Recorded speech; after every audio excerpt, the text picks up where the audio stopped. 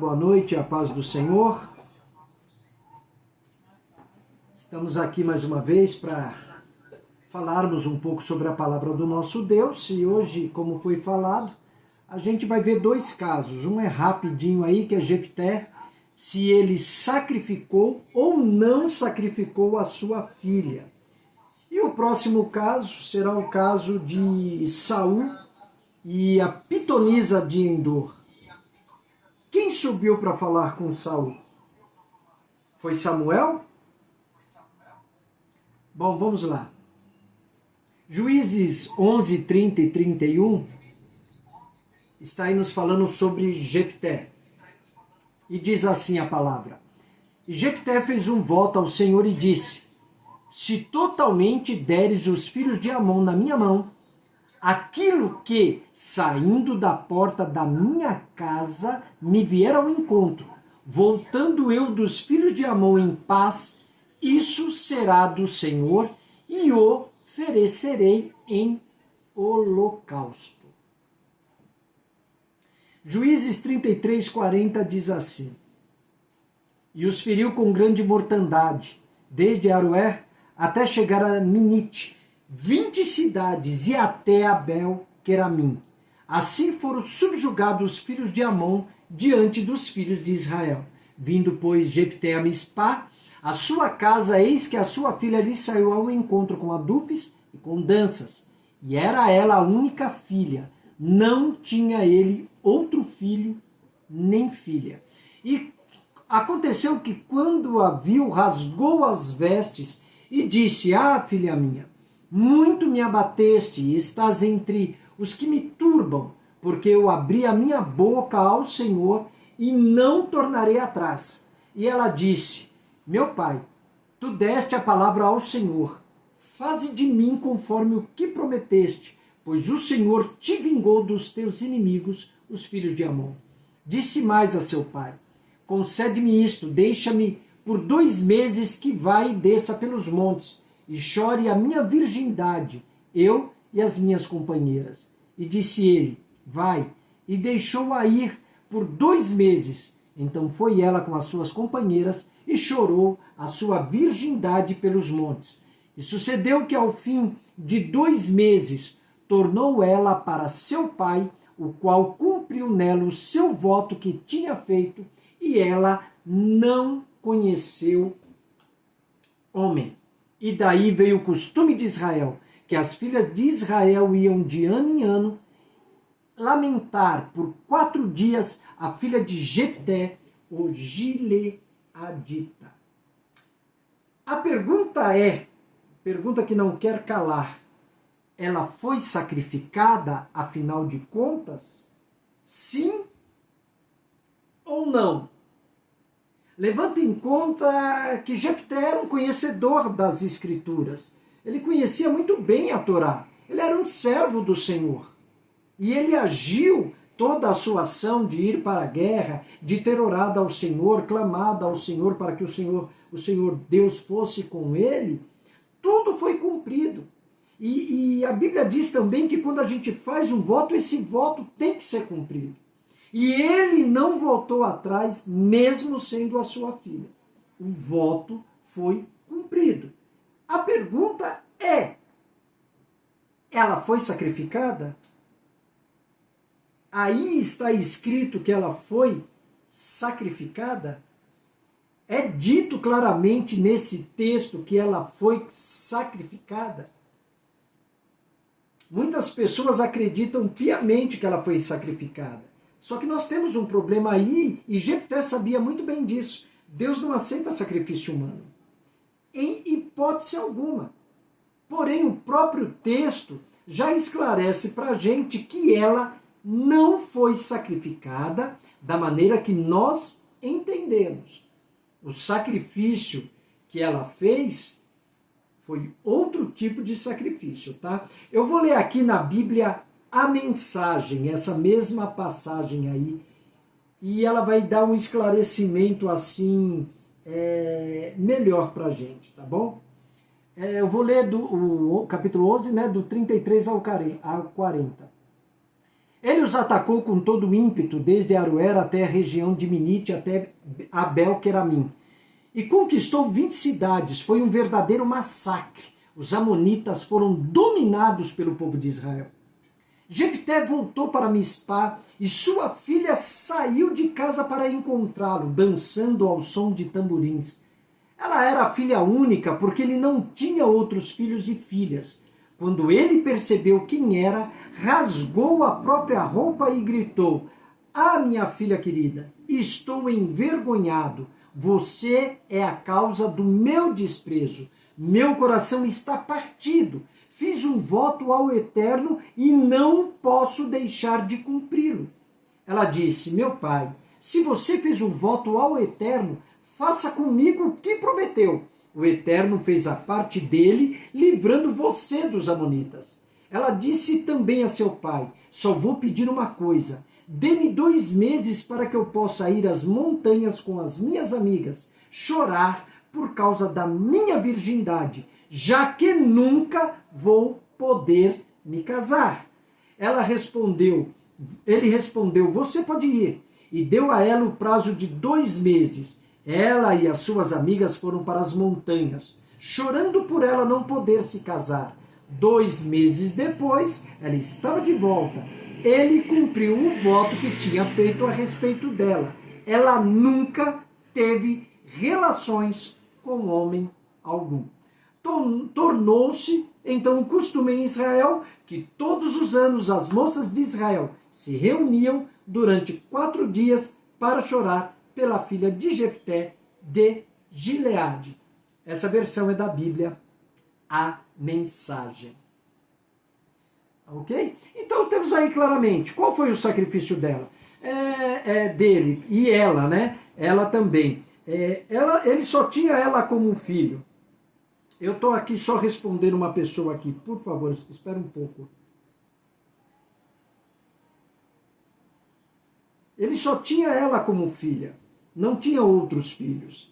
E para eles, principalmente os hebreus, os judeus, é uma honra, é uma bênção muito grande se ter filhos. E o sacrifício dela foi esse.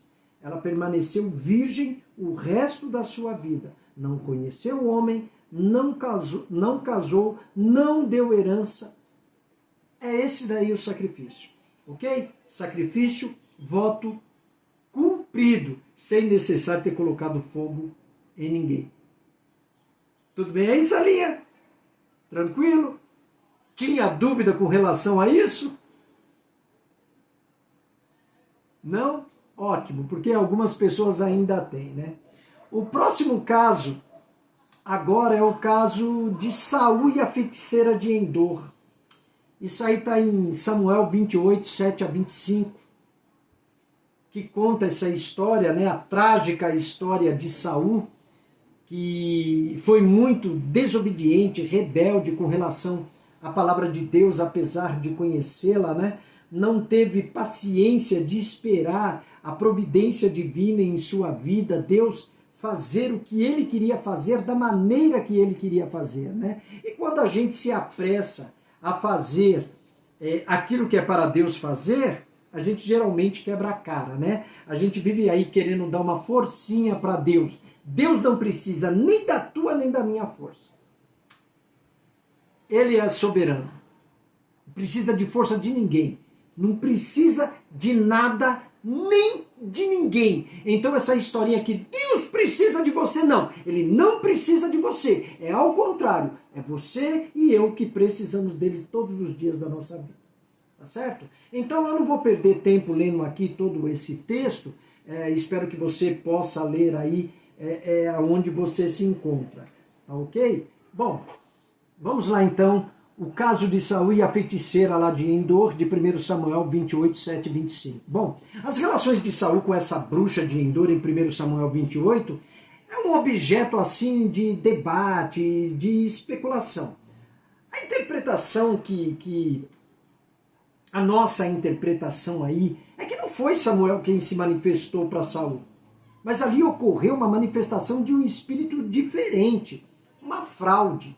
Né? Vamos procurar analisar aí.